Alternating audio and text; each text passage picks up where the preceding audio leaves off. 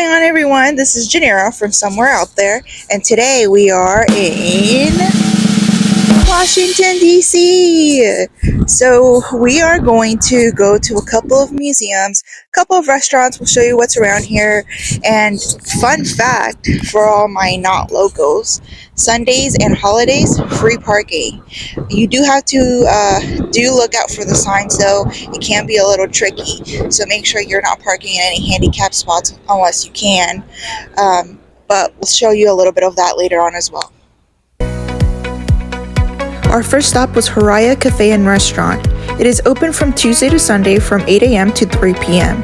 This restaurant has amazing Filipino cuisine as well as some pastries and great coffee.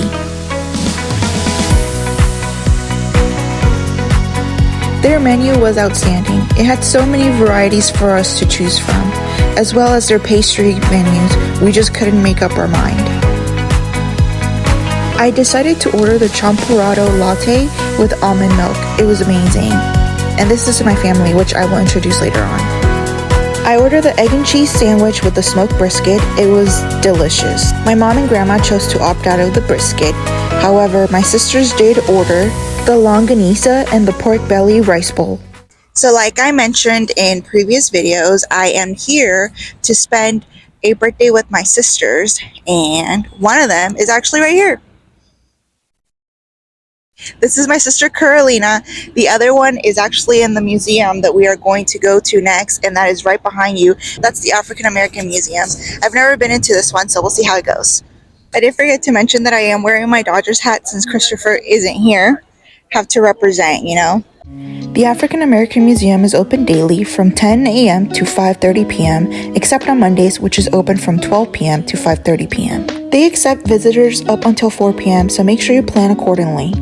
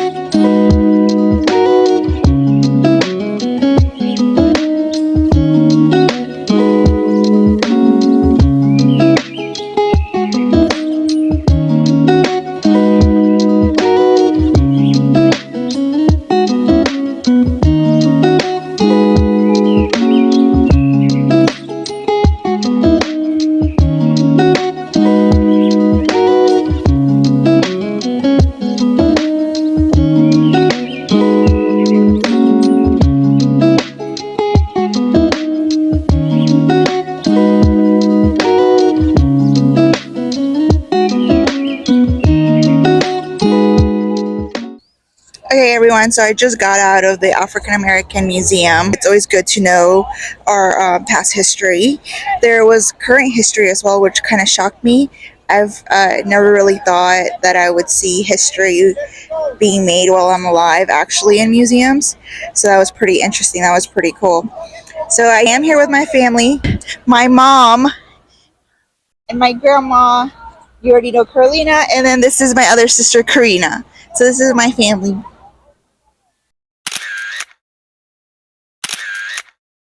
Another thing that I did want to bring up was that if you do rent a car, you are able to park in some sections in DC area. You do have to keep in mind though, there are sections that are not clearly labeled as handicap, so just be aware. Also, there's always events going on during the weekends, so the weekends do tend to be a little bit busier for museums. However, I did show up around 10 in the morning, and it wasn't as packed.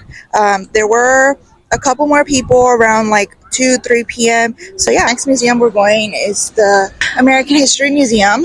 It's pretty close. They're all pretty close around this area. So I will put in the description all the free museums that you can access whenever you come to DC. There is a couple of them. We did have to get a daily pass, which was also for free to enter the African American Museum, which I will also be putting in the description, so keep that in mind. The National Museum of American History is open every day from 10 a.m. to 5:30 p.m. Just like the African American Museum, they do stop taking visitors around 4 p.m.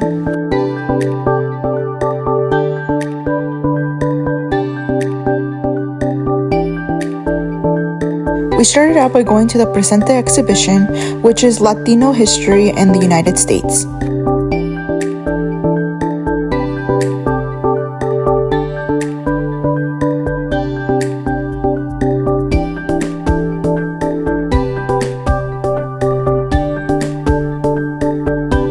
I definitely had to check out the Disney section. I mean, come on, would it even be somewhere out there if we don't talk about Disney? This section was definitely one of my favorites. I was able to see a whole bunch of pictures of people attending Disney parks for the past 70 years.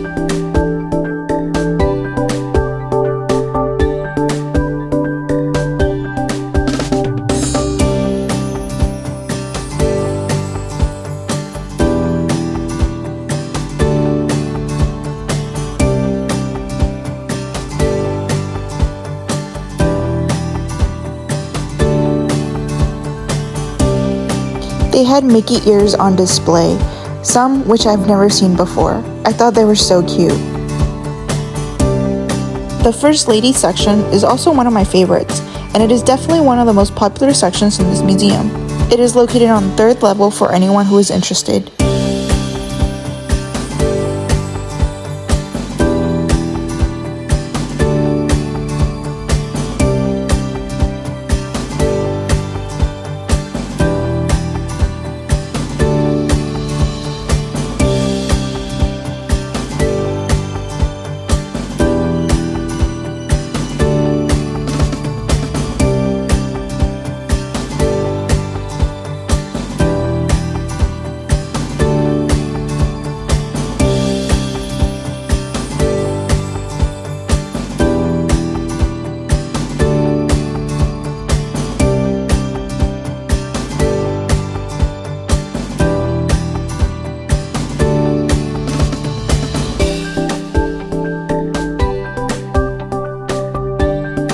The Entertainment Nations section is right next to the First Ladies on the 3rd level.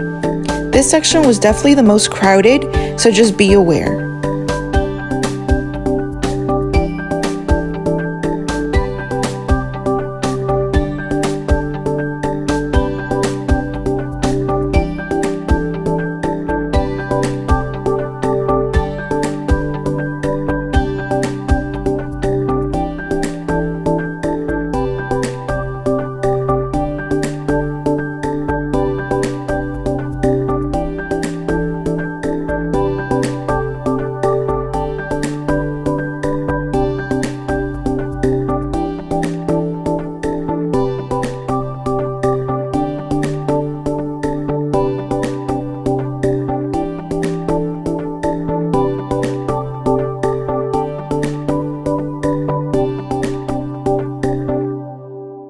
There's a map of the Smithsonian museums in the Washington D.C. area right outside of all the museums. It also states all the free museums you have access to.